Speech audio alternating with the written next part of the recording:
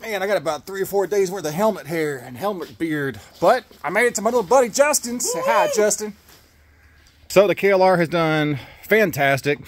Went from Granbury, Texas up to Pikes Peak, all the way to the top. Pikes Peak all the way over to Justin's property out here in East Texas. I hit rain and some hellacious side winds over in Amarillo area, just north of Amarillo and south of it. What time of the day was that? Huh? What time of the day was that? I took off. No matter what, you're just supposed to say by morning. But the crosswinds were hell, and everything I was wearing did pretty good. Like I was telling Justin, everything I have on below around 60 miles an hour is fine, but above 55, 60, just wind gets in. But I did drive through rain yesterday, and I was completely dry other than my hands. My hands ended up getting wet, and the gloves I have are supposed to be snowmobile gloves, so they're weatherproof, windproof, but I think water was actually going past the cuff and then soaking into the glove. But right now, we got to get both these bikes on the back of that truck. It's going to be interesting. Man, every time I put that helmet on with my beard, it makes it look all homelessly. But got our bike stage. That's Justin's camper. Now we're going to go unload Justin's truck, get everything packed up, get the bikes on his truck. And we're not even going to worry about how to get the bikes off the truck until we get there. We're assuming there's going to be a ditch or a hill somewhere we can pull his truck down next to, get the bikes off. And honestly, neither one of these bikes weigh a tremendous amount. Mine weighs about 420, and Justin's is a little lighter, I think, like 400, 380, something like that. So if need be, we can manhandle the bikes up and on to the truck and down and off of the truck. Man, what an incredible ride. That Pikes Peak ride was amazing. It's nice to be able to ride down the road and not have access to a phone. I wish I could say that I'm one of those that absolutely does not use his phone while driving down the road, but I am. When you're riding a motorcycle, you can't do that. So, kind of having that solitude. So how do you feel about your gooseneck placement? It hasn't been an issue. I haven't noticed anything. So most of the time, goosenecks are right above the axle. And Justin and I were both concerned when he got this bed that, man, the gooseneck it's back behind the rear axle, so I don't know if it's going to make the truck kind of feel weird or track weird or anything, but he's all plenty of stuff with it and said it's absolutely fine. There's no issues, no braking issues, no steering issues. Feels fine going down the road. What'd you end up giving for this bed? Like $1,500 bucks. It's pretty cheap. It's not bad at all. That's the reason why I did it. But I was very concerned about the placement of that. I mean, it's here's the center of the bed. It is 2 foot behind where it should be, but it hasn't been a problem at all. I've hauled all kinds of stuff with it, more than this is rated to haul, and it handles it like nothing. Told Justin I was going to go get my tripod to film this, and I think he was trying to get the bike on there without me filming it because he's afraid he's going to dump it.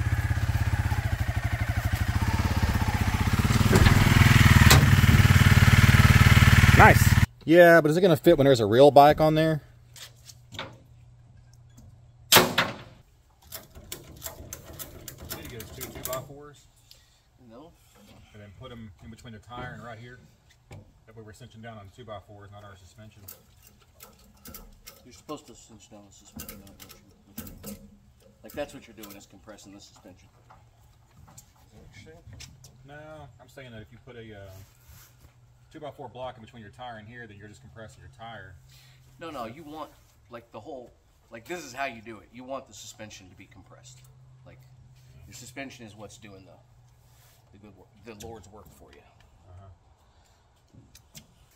Imagine my badass motorcycle to a fucking, like, I just figured it falling off, you know?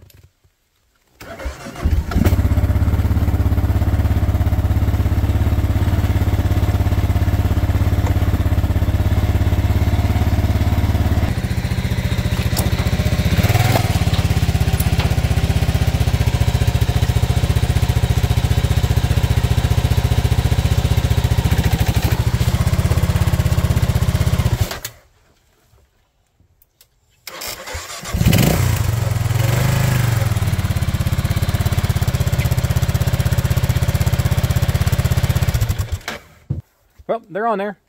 Really wish I had a little product called a Canyon Dancer that goes over the outside the handlebars, and that's where your strap, tie straps, rope cinches down on.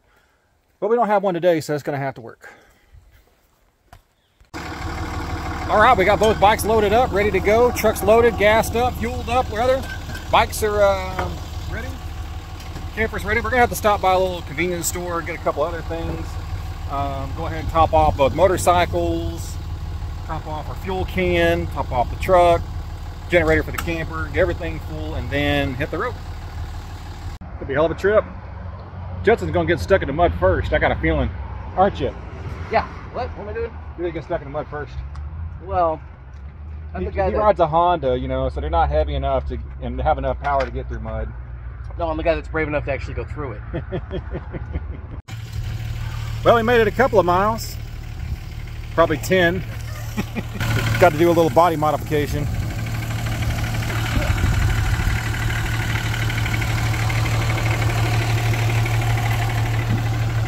What you got there, homie?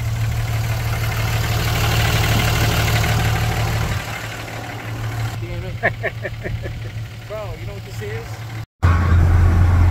We're in Oklahoma. Man River, baby. Go Texas. Yeah.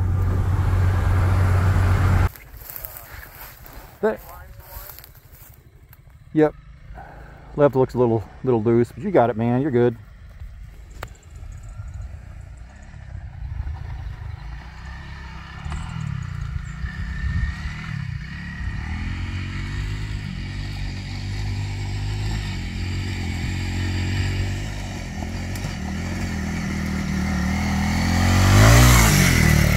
Nice. I'm gonna let you do it. I'll film you. Check out what we caught. Yeah. You're right. What is that, rainbow trout? Yeah. A nice rainy morning here at Broken Bow. Got the bike set up. Gonna go on a motorcycle trip. Regardless if it's raining or not. But Justin took me out, showed me his little fishing hole, and I shit you not, like within what, 10 seconds? Yeah. About 10 seconds of getting the bait in the right spot. Got a fish. Then got another fish and it swallowed our hooks, and then now we're out of hooks. But apparently you only have a limit here in Oklahoma for 3 freaking rainbow trout per person. So Well, Steven did good. I'm halfway through my limit. He's never fished a for rainbow trout like this before, and I had a little spot out here that works, and showed him what to do. Not a big fisherman. I grew up fishing. Don't have the patience. Well, the battery's pretty low on the KLR, and it actually died on me when I was in Manitou Springs. And Manitou Springs is the south side, or the very bottom of the Pikes Peak. I had to push start it then. I knew the battery's getting weak, but Justin and I were going to try to do a ride today when the rain broke, and it wouldn't start. So jump started it, finally got it running, and then went to town to get a battery. But the only problem is the battery I have is the cables, or the positive negative, are swapped. So this is how you replace the battery. I've already got the side covers taken off. There's just a 10mm bolt here. On the seat, there's one 10mm bolt there. One over here. Then the seat just lifts out like that, gives you access. Now the battery slides out through here. You got to disconnect your positive, negative, and take out the battery cover. All right, once you got your cables off, just pull your battery out. And hopefully it's the same height. That is not the same battery at all. So that, of course, what O'Reilly shows to have in her system for the bike is completely wrong. There's a major height difference. Positive is on this side, negative is on this side. Now I knew that when we were there that these needed to be flipped, but I was like, this is all you have, is all you have. But they do have a taller battery. The problem is if I put this battery in there, not only are the cables flopped out of orientation that there should be, but that space right there, the battery is just going to sit there and flop inside the motorcycle constantly. And I could do some redneck engineering and fold up some cardboard, put it on top if need be, but we're not in that dire of a need. So I guess back to town and see if we can get more quality parts from O'Reilly's. Well, I got the battery installed. everything reconnected. This is one of those lead acid batteries. So the smaller lead acid batteries on motorcycles and ATVs, you have to actually add the acid to, and it comes in a bigger box, comes with the acid and everything. But you throw the acid in there. You're supposed to wait 20 or wait an hour, 2 hours, something like that, and then put it on a trickle charger. But I don't have time for that. We don't have a trickle charger, so hooked it up. We got 12.5 volts. I'm gonna leave the seat off, crank it up, get it started, let it warm up, and then as long as it warms up and everything's good, then I'll put the seat back on. Hopefully we don't have to go find some jumper cables. All right, I got the seat, everything back together. Choker like she owes me money.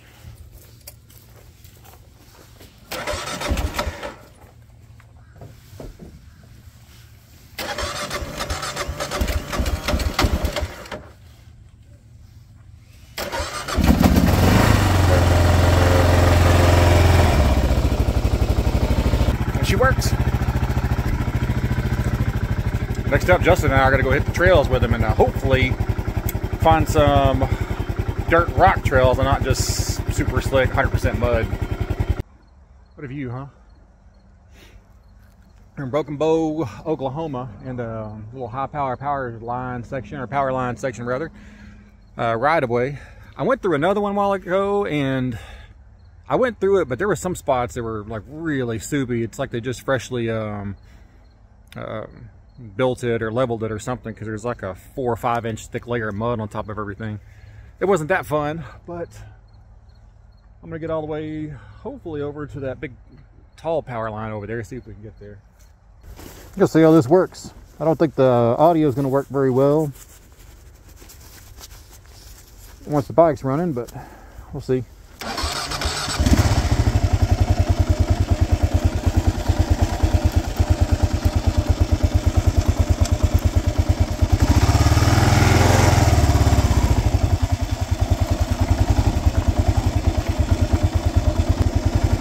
But I'm about to say that I wouldn't go pretty good speed into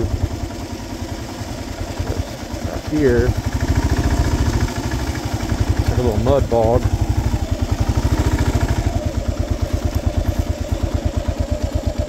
Can't tell if the center is going to be the good spot or over there on the right.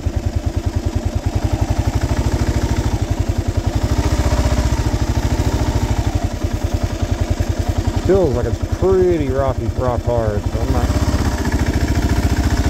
terribly concerned.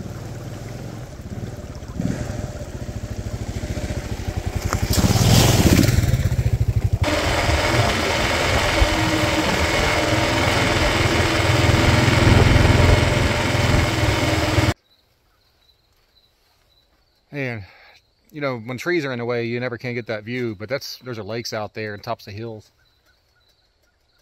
Oh my goodness, it's just a beautiful view.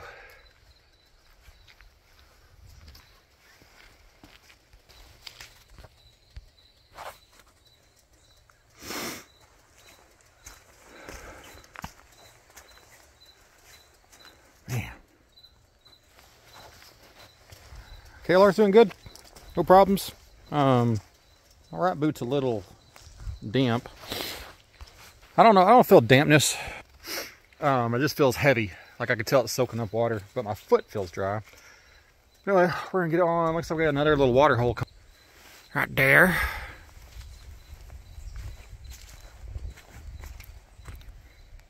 And I'm bypassing all the water holes that I think are gonna be deep, because I'm by myself, and pulling stuff out of the mud by yourself is damn near impossible on a 400-pound bike. Made it to the bottom of the lake. Really neat trail, but of course my phone stopped recording, or I didn't hit record, one of the two, doesn't matter.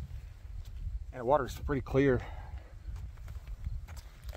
Definitely a cool freaking look. Look at how the runoff from the creek up here has come down, and it's eaten through the silt and the sediment in the bottom. The silt is that loose stuff, and just made a channel. It's like its own little river. And what's amazing, I don't know if it comes across on video or not, but down here it's actually picking up some, looks like dirt on the bottom, and it kind of has a little waterfall, flowing river underneath the water. It's really neat. But beautiful area. Of course, I gotta look around, see if I can't find a cool rock for my son Caleb. They got a lot of quartz down here. He loves quartz. It's my favorite as a kid too. But further on this trail, man, it's a beautiful trail.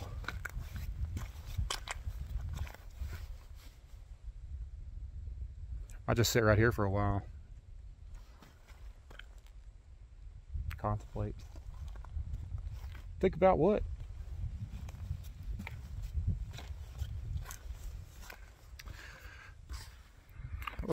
No problems with it. I dumped it once and I smelled coolant, and I don't know where the coolant smell come from. I guess, you know, it was just maybe too full.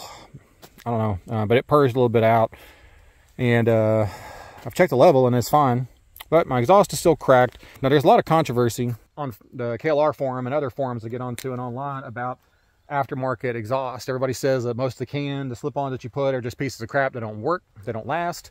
And that's not something I want to do. So they suggest just repairing their own, the stock one, and then removing the baffles out of the end and putting like a little four-stroke AT or four-stroke dirt bike style tip on the back of the muffler, the silencer. I don't know which one I'm going to do. But I was going to do an aftermarket. People seem to have the best luck with the Yoshimura, from what I could tell on the forum, but it's a little high price, so we'll see. I'm also going to be doing brake pads in the front and rear, just to get the same set. Can't tell, but it looks like there's some liquid in there. I got plenty of oil. Probably got a little too much oil. I'm going to hang out here for a little bit and then get back on the trail.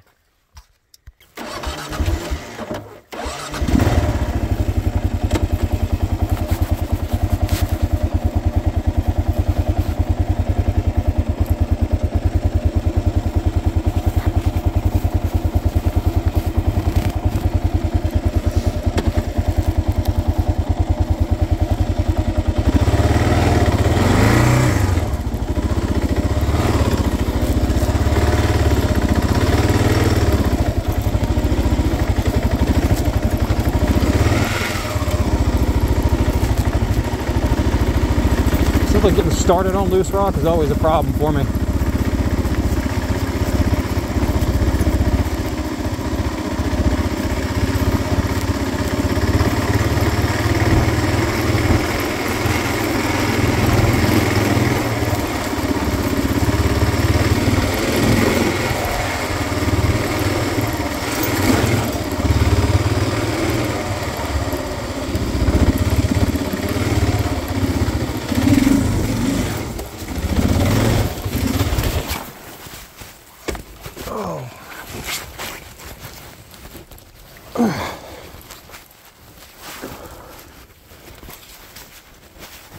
Oh man, that stuff's slick.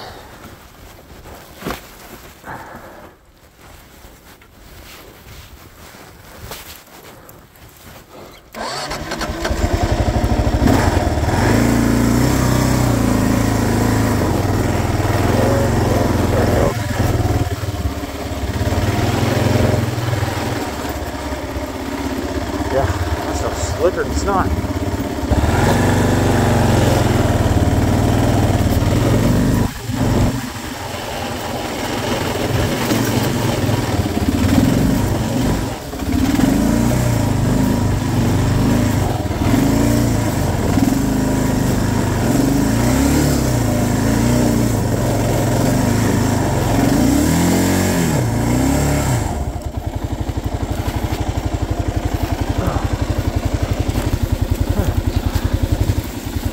Try it again. A little faster this time.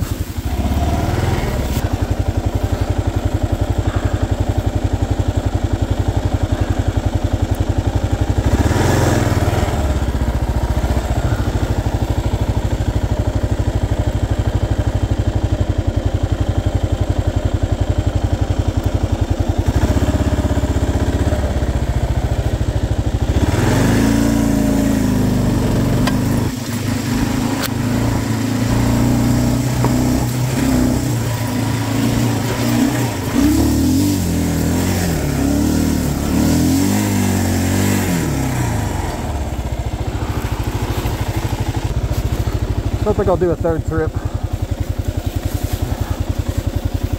It's really slick. I'm just losing traction.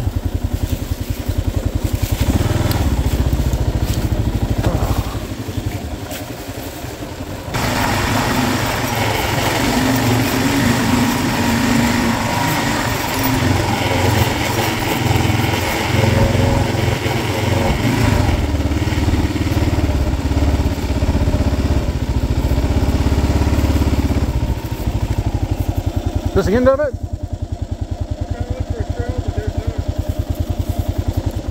Because the trail brings you to 3 spots. The waterfall, the view, and there's one down there, but I don't want to keep going. I'm tired. Yeah. We tried going down there, but it's kind of hard with boots. Through it, but tougher. Yeah. But yeah. I'm so very curious on how you actually got that thing up here. You'd be surprised. I've seen videos where people go all the way from Brazil to Alaska. Yeah. And they take boats, obviously, in some parts, but there's some bikes. It just keeps on trucking through it, man. It's just a big dirt bike. Yeah. I mean, it doesn't necessarily do one thing particularly well. It's not great on a highway. It's not great off-road, but it kind of does. Be careful at out, yeah. Yeah. But now you just aim it in the right direction and peg the throttle and hope for the best. Yeah, I took my jacket off last part of the ride. Left it on the back. When I got to the road, my jacket was underneath the back tire, but barely hanging on into the basket. I don't know how it was still there, but it was soaking wet. So I stopped by the laundromat here, dried my jacket. Man, I didn't wash it because I'm still got road to go, but it's nice having a dry jacket. I'm gonna head back to camp and then see what Justin's up to, and then I don't know if I'm gonna stay rested tonight. I might just take off today. Kind of feeling road trippy still. So, a little nighttime driving. Justin got stuck on the trail. So I coming to his rescue. A little mud right here. You know, this is the best kind of off-roading to do. You're going to rescue a friend using their own truck. Whoa! A little deeper than it looks. You know the key to mud and puddles, man, that's just goose it.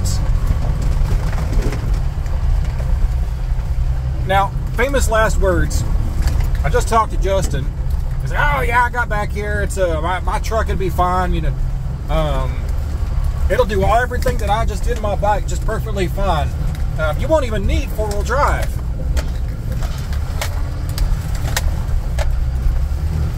Well, I might be able to do this in 2-wheel drive, but why? Why on earth would you try to do this in 2-wheel drive?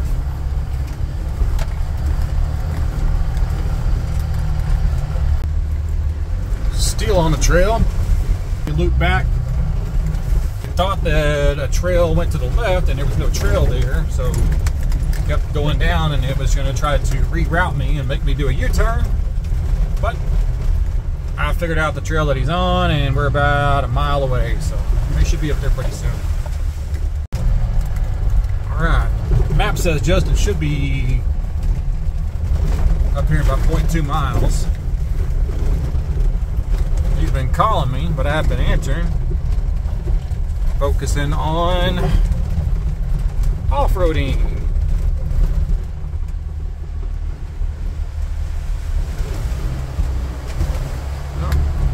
Must have been that log he stuck in that hole.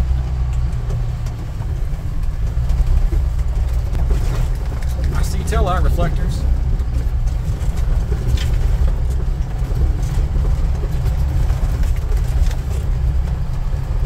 You guys see that shiny thing up there? Well, I bet that's Justin.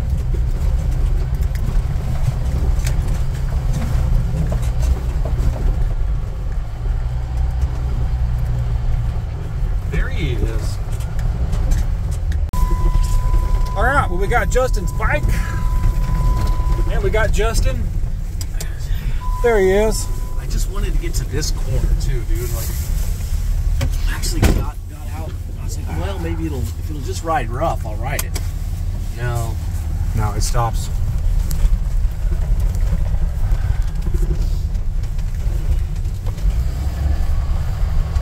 That's what this bitch will do. It's a wheel drive. Careful, you got your bike back there. So stay on. Well, just made it home. Total trip is about 1,800 miles. I actually didn't write my mileage down before. But yesterday, last night, when I was heading to a hotel, my speedometer stopped working. I saw it go up to, it was doing about 55, 60, dropped down to 0, come back up, drop down, did it a few times, and then it stopped working. And then since it's not working, my odometer is not, or my mileage isn't reading either, so it stopped at exactly 130 miles, but 29,000 miles total. And I can tell that air filter is pretty dirty because it's backfiring when I come up to a stop, downshift and use engine braking.